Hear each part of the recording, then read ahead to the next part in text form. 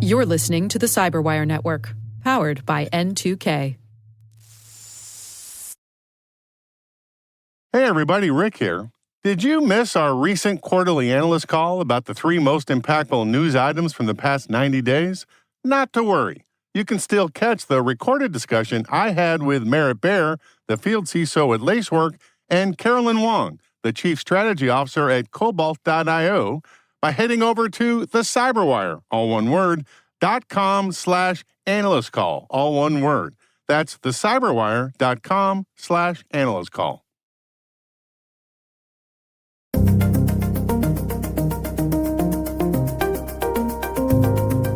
So suddenly you've really profiled an individual based on their likes and dislikes, and you could really use that to then craft a very convincing phishing or deception or fraudulent campaign against that individual. Hello, everyone, and a warm and loving welcome to our Hacking Humans podcast, brought to you by the Cyberwire. Every week, we delve into the world of social engineering scams, phishing plots, and criminal activities that are grabbing headlines and causing significant harm to organizations all over the world. I'm Dave Bittner, and joining me is Joe Kerrigan from the Johns Hopkins University Information Security Institute. Hello, Joe. Hi, Dave. Got some good stories to share this week, and later in the show, my conversation with Matt Lewis. He is Global Research Director at NCC Group. We're talking about cybercriminals using AI.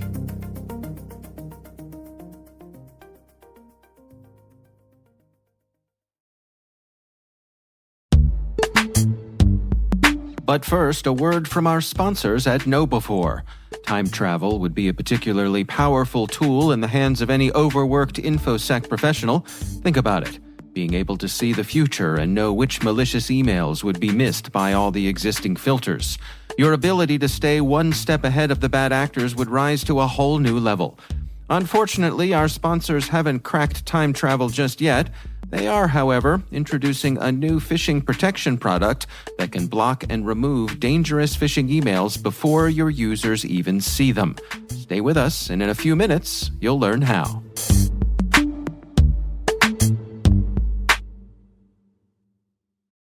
All right, Joe, before we jump in here, we've got some follow-up. What do we got? Yes, we have Sydney who writes in and says, on our conversation last week with SBOMs and HBOMs. Actually, it may have been 2 weeks ago. Yeah.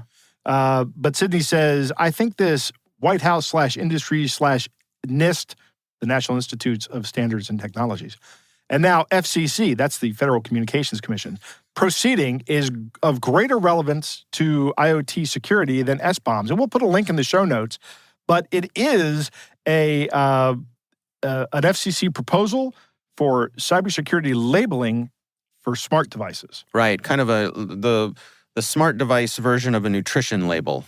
Well, this one's voluntary. Yeah. So it's more like the smart device version of the parental advisory label. Oh, okay. So that's something the record company does to appease people in our government. And don't get me started on the PMRC, Dave. I'm an old 80s censorship hater. I see. So So it's I don't know. I think if we mandate this for these devices, I mean, it's voluntary at this point, but I think this is something we should mandate with some kind of explanation of what cybersecurity testing, if any, has been done on these devices. Right. But a voluntary program is a good start. At least that way you can identify the ones that are compliant with the voluntary program and not compliant with the voluntary program. Yeah, it gives you a little bit of choice. It does. Yeah. All right, very interesting. We got another piece of follow-up here. This is from AM, is that right? AM, yes. AM writes in and says, Hi, Dave and Joe. As pretty much everyone writes, I love the show. Well, thank you, AM. I often forward specific episodes to friends and family when you cover a scam that seems particularly relevant for them. Outstanding. Good idea, yeah, by the love way. it. In the spirit of spreading the word to help protect each other, and with the holiday season upon us, I want to share something that happened to my son last Christmas. He received a $50 Nike gift card from his aunt. But when he went to the Nike store in San Francisco a couple days later, he was told that the card had a zero balance. You can imagine how that feels to an excited 13-year-old a couple days out of Christmas. To make matters worse, the Nike store told us that they couldn't help us with this and instead directed us to the phone number on the backside of the card. When I spoke with Nike support, they were able to see in their system that my sister-in-law purchased the card in California on the 18th of December. They could also see 2 charges on the 20th and 21st in Texas that depleted the card of its funds. My son didn't receive the card until the 25th, already with that 0 balance. Right. I remember you covering a gift card scam where the scammers would place a different UPC code sticker on the card. So when you try to add credit to the gift card, the money is actually being added to the scammer's card. But that isn't the scam here. The funds were actually added to this card and then siphoned off before my son received it, and I don't know how. Ultimately, what truly angered me was how Nike handled it. After going back and forth with them a few times, they simply said, gift cards are similar to cash, and Nike.com is not responsible for lost or stolen gift cards. Interesting. Good stance, by the way. I found this self-serving denial utterly infuriating. It's not like my son lost the card or got scammed into entering the code into a phishing site. Right. My sister-in-law entrusted Nike with her money. They happily accepted it, but won't accept any responsibility for safeguarding it. Due to how they handled this, I have stopped buying Nike products altogether, costing them many times more than the $50 it would have taken them to make my son whole. But while my personal beef is with Nike, I'm sure other companies take a similar stance. So I advise friends and family to just avoid gift cards altogether. They won't protect your money, so don't give it to them, hoping others can avoid a similar loss. Well, Joe, I mean, Yes. cash is king, right? Yes. This is what I like. This is what I like about what AM said here. He said ultimately, what truly angered me was after going back and forth, they said gift cards are similar to cash, and Nike.com is not responsible for stolen gift cards. Right. So guess what? Why would I even buy your product? Why would I even buy your gift card? Right. Why wouldn't I just give my nephew $50 in cash next time Yeah. and say, spend it wherever you want? I don't care if you buy Nike gift cards or not. You know, go out to GameStop and buy buy yourself some video games, right? These kind of things. I agree with you, Dave. Cash is king. And when I'm talking about people and giving gifts and I don't know what to get them, I don't buy them a gift card, and I haven't for a long time, not because of this, but now this is another reason why I don't.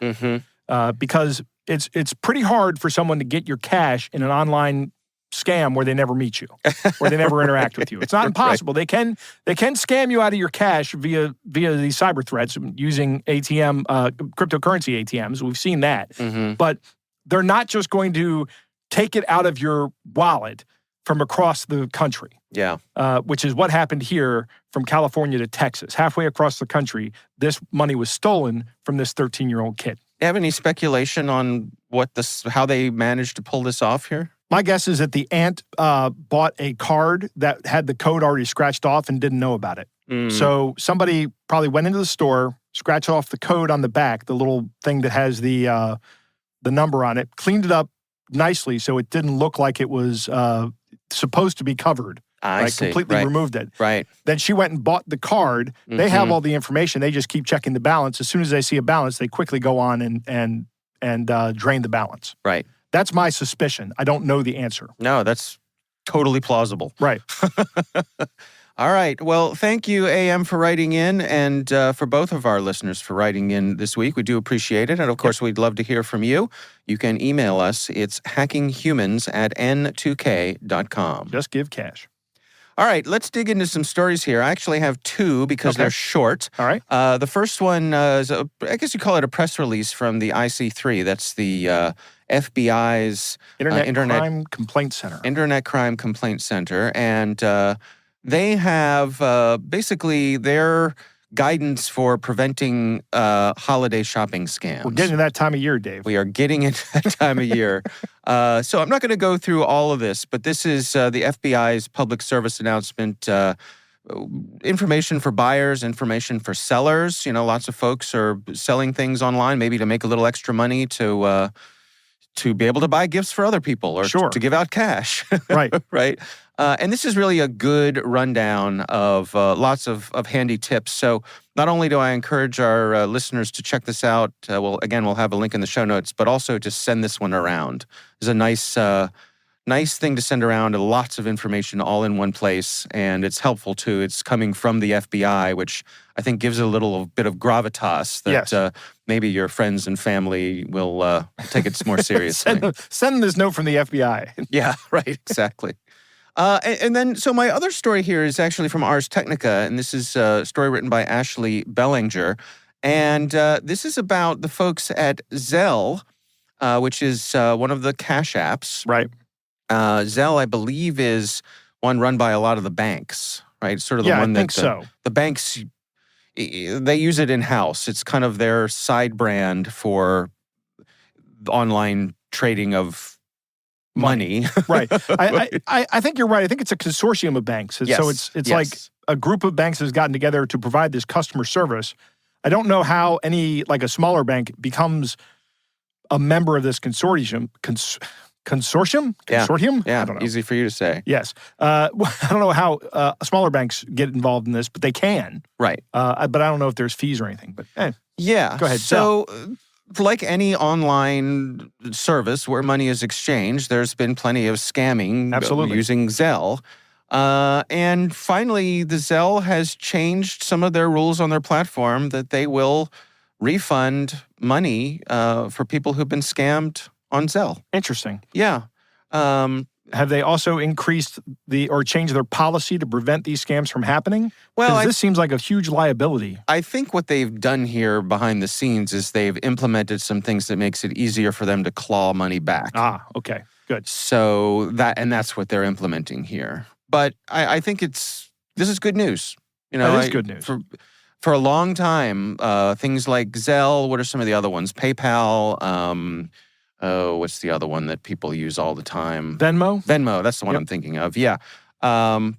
When you lose money on those, that's usually pretty much it. Yeah, PayPal has good protection. Venmo does not. I think Venmo's owned by PayPal, isn't it? Is that right? I think so. I'm not sure. Allow me to double check. You go ahead with your story while I look up who owns Venmo. So anyway, I think this is good news that Zelle has updated their terms here and just make it a little easier for people who find themselves falling victim to something to hopefully claw that money back. Venmo is, in fact, owned by PayPal. Okay. There you go. At least if Google is to be believed. We will have a link to both of these stories in the show notes. Joe, what do you have for us this week? Dave, my story comes from Sergey Gatlin over at Bleeping Computer. Okay. Dave, those wacky North Koreans are at it again. So what they're talking about here is a Microsoft report talking about Blue Norhoff, or as Microsoft likes to call them, Sapphire Sleet. Mm-hmm. Once again, Microsoft with a really cool name for the really bad actors. Yeah. These are a financially motivated threat group, and since they are North Korean, I'm going to give you one guess as to what they go after. Money. Yes, but what kind of money? Oh, cryptocurrency. Cryptocurrency, that's right. Yeah. In the past, these guys have targeted people with social engineering attacks by asking them to install things, or here's some documents that have malicious code attached to them. Now they're changing it up. So they get on LinkedIn and they start acting like they're a recruiter from a crypto company. Okay. And then they say to the person, we need you to go to this website it's a skills verification website. And they have this entire website set up that looks like a skill verification website. But guess what? It's a malicious website, Dave. So unfortunately, this article from Bleeping Computer does not go into any technical details. Not that, we like to spend a lot of time on technical details in this podcast, but, I do. Yeah. But safe to say that the website is malicious. Additionally, because you need a username and password to access this website, it makes it really hard to analyze it. Because the outside of the website, the unauthenticated part is not malicious. It just looks normal. So in order for a malware analyst to analyze this website, to see what's going on, they're going to need a username and password, which they may not be able to get. So they're going after cryptocurrency people people that work at cryptocurrency companies on LinkedIn. So if you work at a cryptocurrency company and you get an unsolicited job offer from some new company that wants you to take a skills test, be aware. And I shouldn't just say this, that this is just the one threat model, so I shouldn't limit it to this. But this is an opportunity or a tactic that can be used anywhere. It doesn't have to be just for people in the crypto business. Right. Malicious actors who are targeting government officials. I can absolutely see how this would be applicable to inside government employees. Hey, go take this skills test on our site. Can you do this now while you're at work? Right? Wouldn't that be nice if I could get on the inside of a government network somewhere? Right. So just so I'm clear here, they're going for what? Well, the Sapphire Sleet organization is trying to get into the cryptocurrency organizations again. I see. And they're looking for credentials. Well, I think they're looking to actually penetrate into these networks. Okay. Or get any access they can. So that they can get inside the cryptocurrency company's network. So is this if they're getting people to install something for the test, or this all happens in a browser? Well, again, it doesn't go into a lot of technical details, which is where my frustration comes with this article.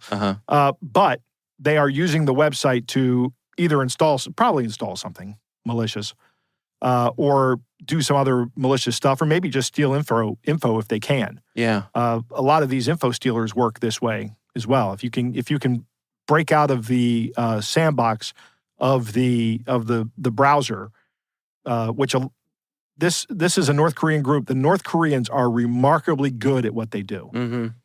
And if you've ever listened to what's the podcast that covers the North Koreans? We've had the people on this show. It's a great podcast.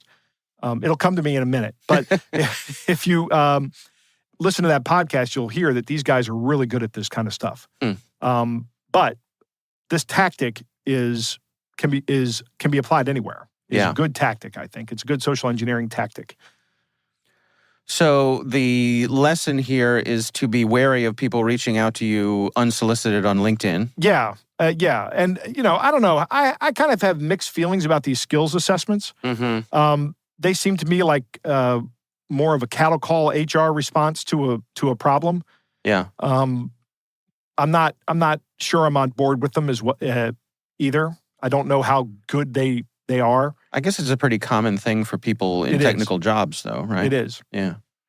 I think it's more common for entry-level people or lower or early career people than it is for later career people. Yeah. This article also points out that they move people to another platform once they've successfully interacted with them. Right. Which, of course, is always a red flag. Yes. That's correct. I forgot to mention that. Sorry. Yeah. But yeah, that's another red flag for any of these attacks is the platform move. Don't go to the next platform. Never go to the second location, as they say. Right. All right. Interesting stuff. Well, again, we will have a link to that in the show notes. Joe, it is time to move on to our catch of the day.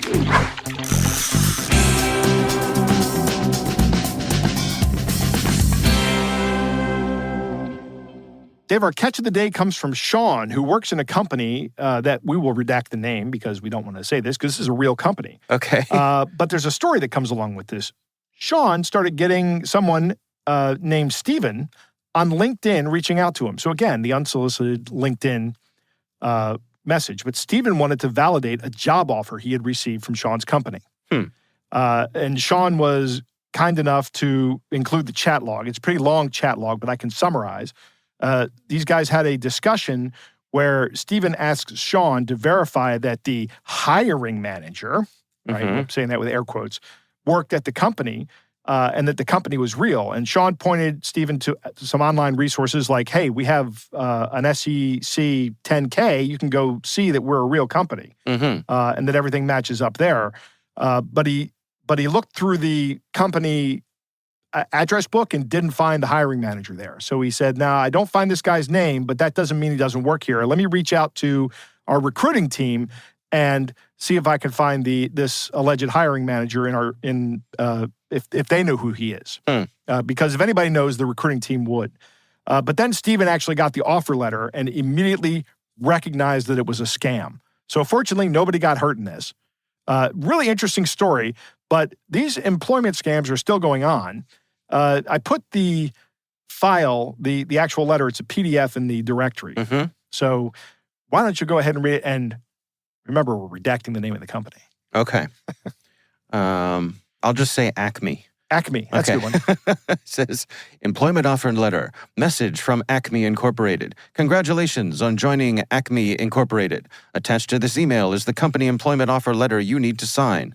You are directed to hello, sign this letter. Read carefully, append your signature, and email back the signed offer letter. Please note that on acceptance of this employment offer, the following equipment will be delivered to you to set up in your home office. The funds for the purchase of the equipment will be made available to you by check prior to purchase and delivery.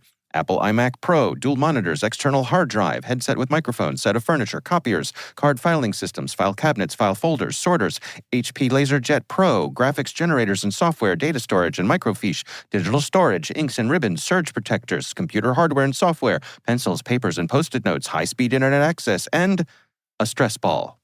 You are to attach to this document a copy of your valid ID for employment confirmation and email back with a signed offer letter. After signing this offer letter, the check to pay you for the equipment listed above for your mini office will be mailed to you. Then you will begin training as soon as you take delivery of the equipment. Note, upon signing of this contract with the company, you are bound by law to not destroy any of the company property. Equipment sent and delivered to you for your work or check sent to you for payment. Contravening any of these rules will render this contract null and void, and penalties will be incurred. Accept the assurance of our best wishes, and please stay safe during this pandemic. Warm regards, Human Resources Department, Acme Incorporated. So a couple of things stick out in this equipment list. Yeah. Number one, who uses microfiche anymore? That's true. The library. That's right. That's the only place I know. Do they even still have microfiche? I haven't seen a microfiche reader in probably 30 years. No, in fact, I would hazard to say that my kids probably don't even know what one is. Right. Yeah. Oh, it was a pretty cool system, actually. Yeah. You could keep entire newspapers for months inside of one file cabinet. Yeah. Or inside, it's very small. Right. Hard drives are smaller. Right. Hard drives are smaller and can hold much more information. Right. I don't know when this was written. Does this have a date on it? I'm imagining this was recent because our listener just sent this to us. But by my recollection, Apple iMacs no longer come with this 3.2 gigahertz 8-core Intel Xeon processors. No, Apple no longer makes the 27-inch iMac Pro. Okay, so that's an old... Yeah, it's a no longer offered model. Right. So this is old information here. Yeah. And HelloSign is a real product from Dropbox. Okay. So, interesting. Yeah.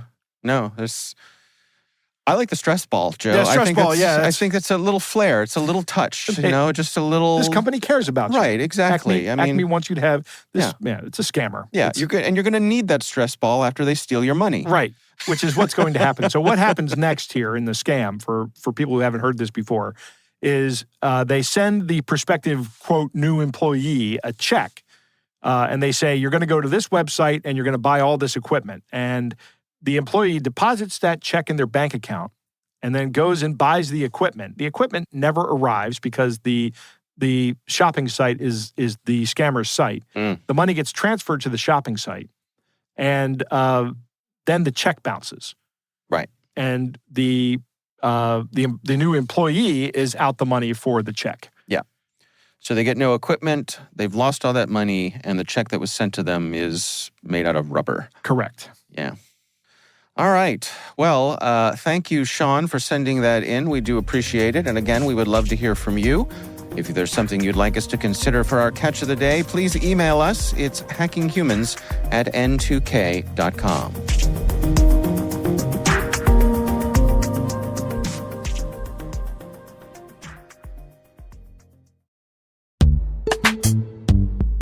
We were talking about mitigating cyber threats to your organization before your users even see them. The new Phish ER Plus from KnowBe4 was developed to help you supercharge your organization's email security defenses. How? You get a unique crowdsourcing advantage. More than 10 million highly trained KnowBe4 end users from across the globe catch and report malicious email that makes it through all the filters. KnowBe4's Threat Lab then validates it with AI and with human researchers. Phish ER Plus blocks phishing threads other tools have missed and proactively removes them from your users' inboxes. Not quite time travel, but we think you'll agree it's a vital capability in any InfoSec professional's arsenal. Visit knowbefore.com/products/fisher-plus to learn more. That's knowbefore.com/products/fisher-plus. And we thank KnowBefore for sponsoring our show.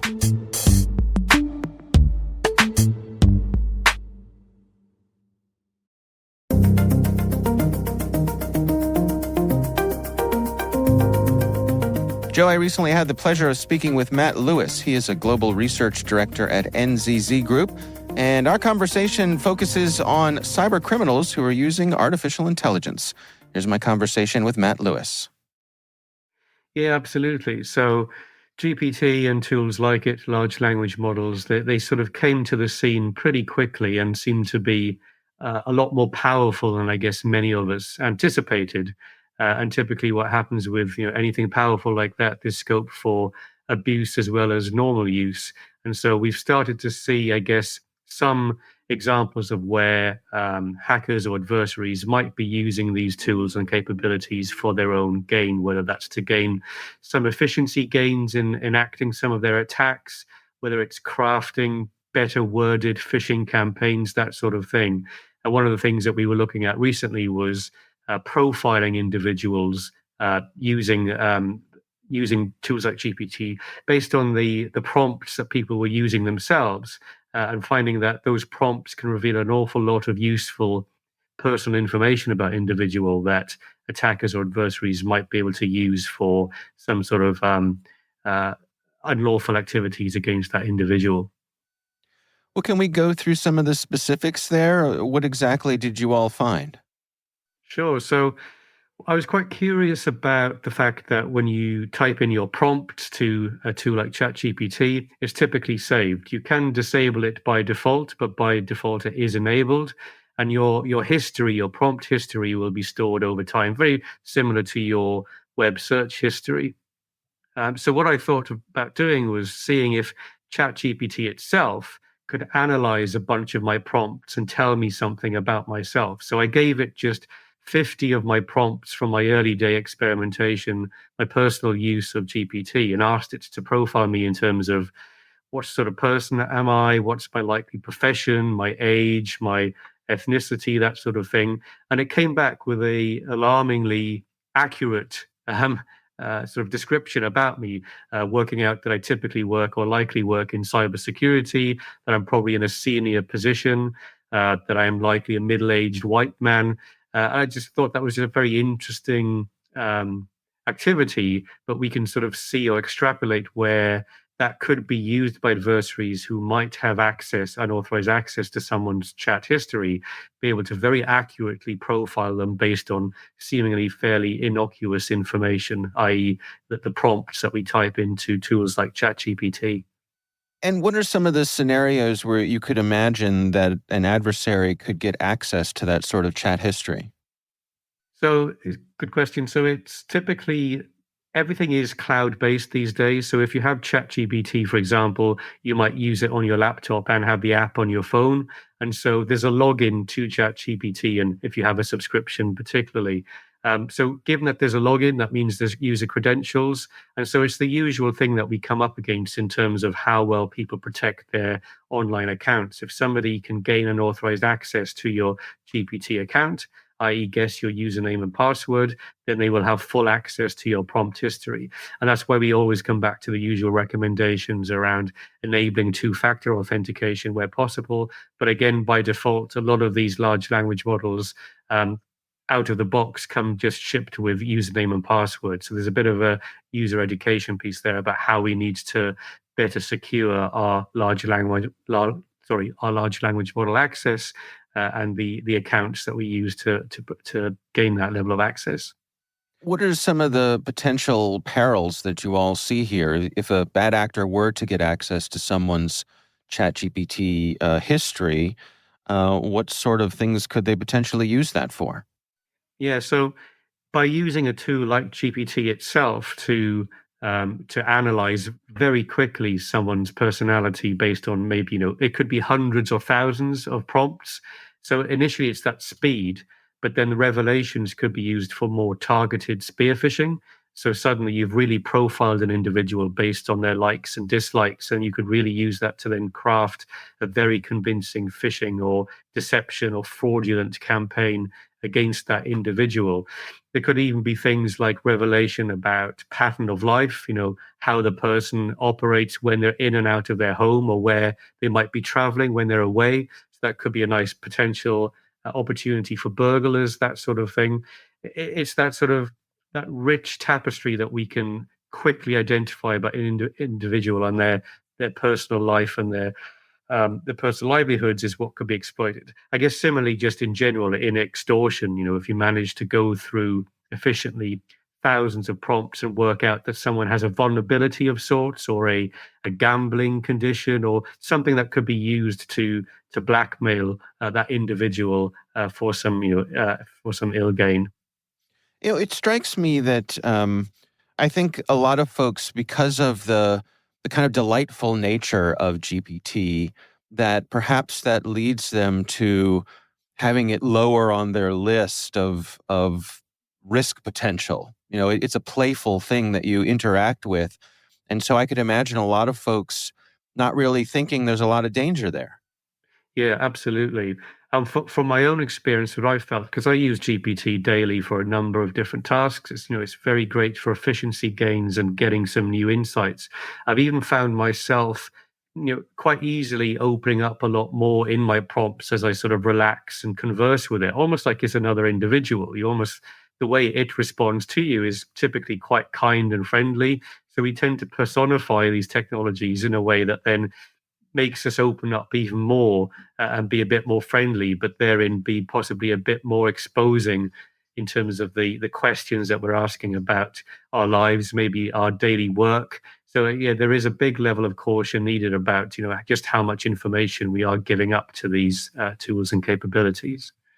And is it accurate to say that that systems like this, take the information that you give it and then roll it into their larger corpus of information? Yeah, so that could happen depending on configurations. So just to use GPT for an example, you can specify within your account whether you want your prompts and the various responses to serve as an update mechanism to ChatGPT itself, to allow it to continue to refine itself. So you've got that sort of hive mind aspect whereby, I guess, they ideally would like that to be able to refine the models, but you as the consumer, I guess, have some level of control. If you're not comfortable with that and don't want your prompts and responses forming some level of future update to those large language models, then you can probably find that configuration somewhere buried in your account settings and disable that. But again, it's the sort of thing that usually is enabled by default, or you might not necessarily get that explicit confirmation that is enabled by default. So definitely a key recommendation to people is to go through their account settings and fully understand what they are in control of in terms of the personal information and the prompts, and how and where they are used by large language model manufacturers or vendors. In terms of securing the accounts and using them responsibly here, what are your recommendations? As you say, there is a lot of utility that can come from tools like this, but I suppose it needs to be balanced. Yes, that's right. So organization-wise, within businesses, it first starts with policy. What we're seeing at the moment, we're working with a number of organizations, is because these tools came about so quickly, the companies are struggling to keep pace with the policy. What should our policy be? What should we be allowing our staff to say or not say within tools like this? So in the first instance, coming up with a policy that works for the business and that minimizes risk as much as possible is quite a key step to get everyone on that baseline. Then, as I mentioned earlier, there's the enabling as much security as possible on the accounts where users are using. So use of multi-factor authentication, and then understanding the privacy and granular controls within those accounts. Like, do you want your prompt history stored or not? And do you want your prompts and your responses to be used by large language models to continue to refine themselves? So there's those sequence of from policy to online account management to settings, I guess, would be the main trio of activities that I would recommend people go through to completely minimize their risk and exposure through use of these tools. Where do you suppose we're headed with these tools? Do you envision a future where they're more and more integrated into our daily lives? Yeah, absolutely. I mean, the horse has sort of bolted in a sense whereby they've already proved their value in a number of sectors in terms of efficiency gains and productivity improvements. So that's certainly not going to go away. And certainly, again, within the enterprise, we're seeing the likes of Microsoft, for example, with their Office 365 suite, with desires to go full pelt with these types of tools within their Copilot range, whereby it will be inbuilt, it will be a natural way of working in the future. I think there's even intentions to have personalized individual large language models operating, say, within your own Office 365. So it learns to know your common responses to emails so that it can auto suggest responses much more quickly. So we'll have these personal models tailored to how we operate as individuals for sure. So it's definitely where things are headed. It's an exciting time, but equally slightly scary time in terms of how we manage the likely risks in this domain.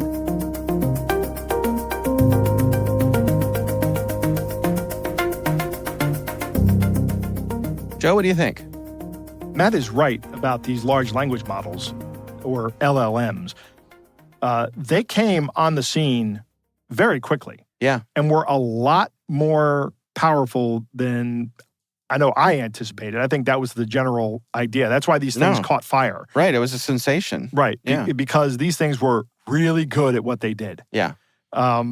And like ChatGPT, everybody talks about that, but there are a bunch of these models out there now. Mm-hmm. In fact, you can even use a product like LM Studio and then download your own models and have your own private conversations with these things, which I've done, which is interesting. And I've also finally caved, Dave, and started up a ChatGPT account a couple of weeks ago, or last month. Okay. Early last month.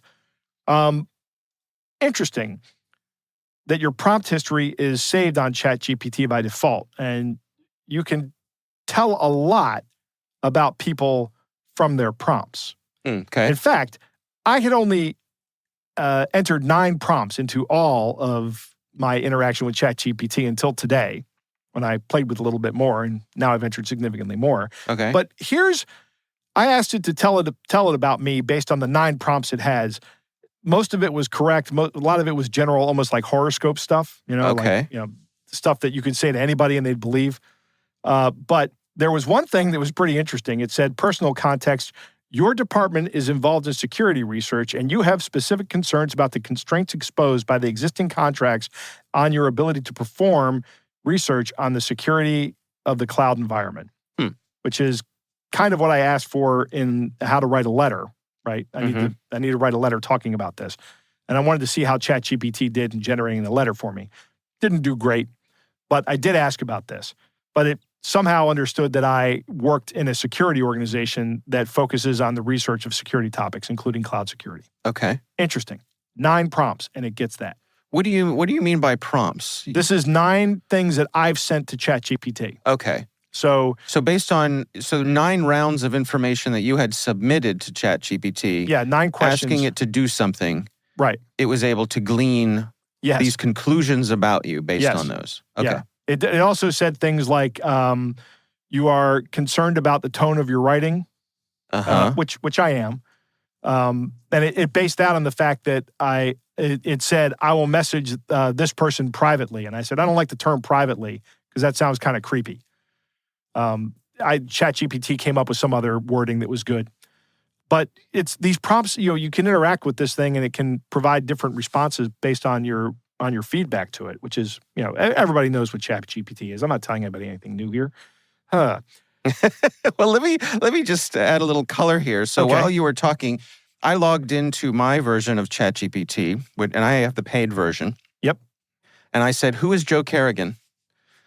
And it went out to the internet. It told me it was searching the Johns Hopkins website. It said, Joe Kerrigan is a seasoned professional in the field of cybersecurity, boasting over 17 years of experience as a software engineer. His expertise spans a diverse range of areas, including computer and software security, microcontroller development, data migration, data integration, data warehousing, and network communication.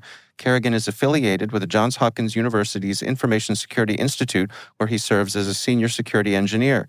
His work at the Institute involves both technical and outreach responsibilities, indicating a dual focus on the practical aspects of cybersecurity, as well as the dissemination of knowledge. He is also widely recognized for his contributions to the cybersecurity community through media and educational outreach. Notably, Kerrigan is a co-host of the Hacking Humans podcast, woohoo! Yeah. Which has gained significant recognition, including being listed in the New York Times for its in-depth coverage of the dark side of the internet. The podcast discusses various cyber threats, such as social engineering scams, phishing, and other cyber attacks that affect organizations and individuals globally. Additionally, Kerrigan's role extends to public engagement as seen in his appearance on the Smashing Security podcast, where he has contributed to discussions on a range of cybersecurity topics. His involvement in these platforms showcases his commitment to educating the public on cybersecurity risks and protection strategies. Pretty accurate. Yeah. Yes? Actually, the first part of that is just my bio that I think I wrote and it got put up on the page. The bit about the podcast is essentially what you would always say at the beginning. Now that you've changed it up, we do have to keep it fresh, Dave. Right. But there is a lot in there that it has synthesized from places where I can't identify. Yeah. That's pretty good. Yeah. When I get home, I'm going to have to say, who is Dave Bittner? Yeah. Well, it knows, believe me, it knows me. It knows me. Yeah. And well, anyway, let's get back to the conversation with Matt, and we can talk about, because we could do a whole separate show on Dave and Joe have fun with ChatGPT, right? Right. Yeah, we could. If someone gains unauthorized access to your ChatGPT account, that is a real risk. So make sure that you're using a good password on that account. That should be one of your high value accounts. Treat that almost like I would say almost like a bank account or an email account. Yeah. Those are where you spend your most security mind power. Right. Shelf space. I don't care if you don't use, I would not be offended if you told me I don't use multi-factor authentication on my streaming accounts. I'd be really concerned if you said, I don't use multi-factor on my email. Who wants to get in my email? Right. Everybody wants to get into your email. Yeah. Because that's the keys to the kingdom, right? Yeah. So ChatGPT, same kind of thing. If they can get in there and they can look through everything and they can pull out all your chats with a text editor, all your prompts with a text editor, and send that to another and say, tell me about this person who asked these questions. ChatGPT may be able to come up with some vulnerability about you. Yeah. This terrifying. This is terrifying. Matt's statements here, really, I'm glad that I have a good, strong password on this one. Yeah. On this thing. Clear your history if you're concerned. Right? If you have, they will delete your history. Right. And change your settings. Make sure your security settings are a match to your sensitivity to risk. If these things are, if you don't want anybody to ever find out that what you asked ChatGPT, go ahead and set your settings in that app or interface to not keep your history. Yeah. It doesn't do that by default, of course. But actually, I think there might be value in it in past chats. I found value in that today when I was asking it to do what I did. So this is why I say it has to be your risk assessment. You have to do your own risk assessment here. Yeah. And be careful what you ask these things. Yeah. If you really want to ask something that you don't want to ask ChatGPT, go ahead and download LM Studio and ask some other model, right, that you have on your computer that you can just delete when you're done. Yeah, or just go to the public library and ask there. Go to the public library and do it. Yeah. Create a new account. There you go. All right. Well, our thanks to Matt Lewis for joining us. Again, he is a global researcher at NCC Group. We do appreciate him taking the time.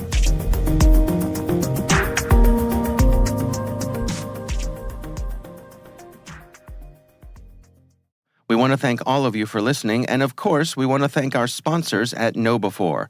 They are experts in helping users do the right thing through new school security awareness training.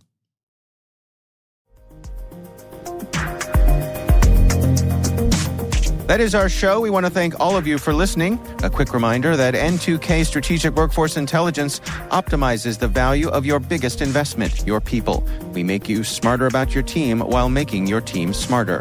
Learn more at n2k.com. Our senior producer is Jennifer Iben. Our executive editor is Peter Kilpie. I'm Dave Bittner. And I'm Joe Kerrigan. Thanks for listening.